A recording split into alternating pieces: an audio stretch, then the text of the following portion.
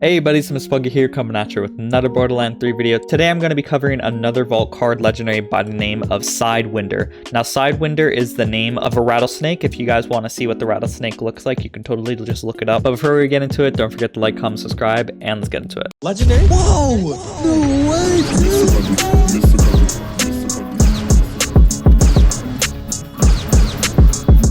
The main important thing here is that this grenade has this property of doing heat-seeking grenade that penetrates multiple targets and deploys a sticky bomb. When the vault card first came out, I was most excited for this. Of course, most people are excited for the actual guns that come out, like the Blade Fury, but grenades always are one of my favorite things in the game.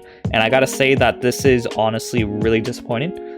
This is a very, I don't want to say bad because it is only day one. I'm sure there's some optimization build that someone could make, but with my most optimized grenade Moze build, I couldn't get it to deal a lot of damage. Let me just show you real quick here. So what I have here for my setup is going to be, instead of using a Minesweeper like I normally do on my grenades build, I don't want to have any Minesweeper procs to muddy the water on the grenade's base damage. So I'm just using a flare. I know that's not quite optimized, but it does have splash damage secondary stat if that makes any difference. And then I'm also using elemental projector deathless. And to try to help this grenade out as much as I can, I'm using a guardian angel with a U-Rat anointment and then a revolter. And with all that on stack of each other, I'm going to throw the grenade. It doesn't go very far, but it is supposed to just home onto the enemy, but of course it doesn't home onto the grave ward. Now I hit it 3 times and it did about that much damage.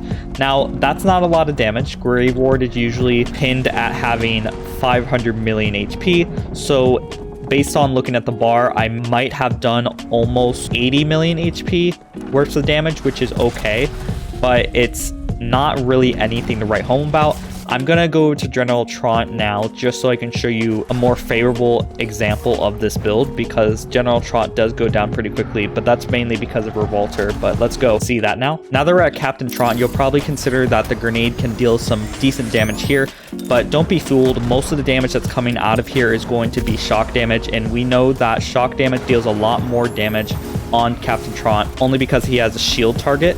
This allows us to deal a lot more damage than normal with the grenade, only because that we got 2 times more damage with shock damage on Captain Trant. Now I've had instances when I hit with the grenade where it dealt 689 million damage, but I wasn't really able to replicate that on a consistent basis, so I'm not really sure where I'm getting that little bit of crazy number right there. So I'm going to kill Captain Trant one more time, trying to not to get down, just so I can try to perhaps even see if I can get that 689 million damage. Now we did get the barrel over there get destroyed, so I feel like most of the damage did come from that, but that was a nice showing on how much damage you can deal. Right there, you know, can kill Captain Trant, but generally most builds can kill Captain Trant pretty well. Generally what you're looking for when you're killing Captain Trant is hoping for a 1-shot or a 2-shot with build demonstrations, and that wasn't really a great way of demonstrating that. Now you might be thinking that it might be a better mobber.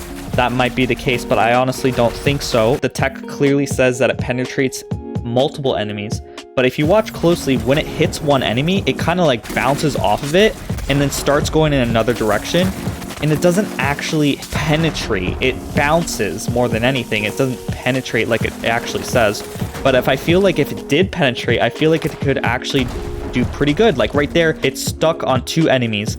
But the grenade can only last for so long. It flies around the air for about 5 seconds and then explodes, no matter if it hits an enemy or not.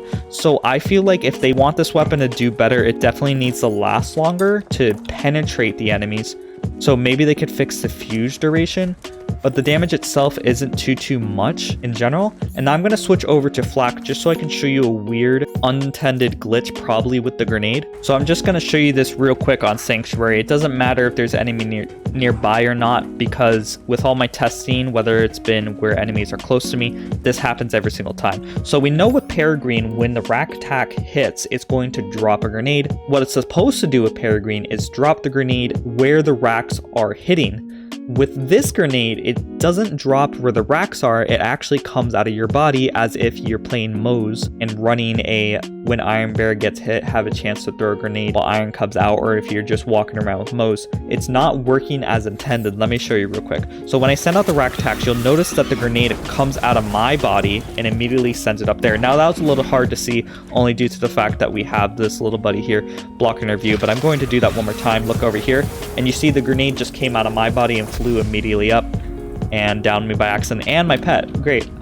Now I'm dead and my pet's dead. I did not mean for that to happen, but I feel like that's a really funny glitch, and I don't think that the grenade is working as intended with Peregrine, obviously. You know, very clearly it's not. But hopefully they fix that. Maybe it'll be better with Peregrine. But with Peregrine bonuses, the grenade doesn't even deal that much damage, so it's kind of disappointing. Once again, if the grenade were to last longer, I could see it being okay coming out of Flak's body, despite that not being intended. If it lasts long enough, it could actually hit some enemies and leave some sticky grenades. But it doesn't do the effect that you imagine it would do, and it doesn't penetrate, actually. It just bounces off the enemies. So they definitely need to fix the grenade's behavior, and perhaps after they fix it, we'll be able to evaluate it a little bit better. But at the current point, it's definitely the worst vault card legendary that's in the group right now, maybe even worse than the Mana Well. But what are you guys' thoughts on that? Maybe you could enlighten me, say that it's actually better than it actually is. Maybe you could tell me a combo that makes it a lot better, or I'm not using it right. I'd love to learn. If you guys want to check out the other vault card legendaries, there's going to be links to the other 3 on the top right, and don't forget to like, comment, subscribe, and I hope you all have a great day. Bye bye. And the last shall be first to immerse in a pass out heat, facing him up with a moxie melt till he woke up drowning in tchotchke hell. War in a cave with a torch on a wall, then a window arrangement of porcelain dolls.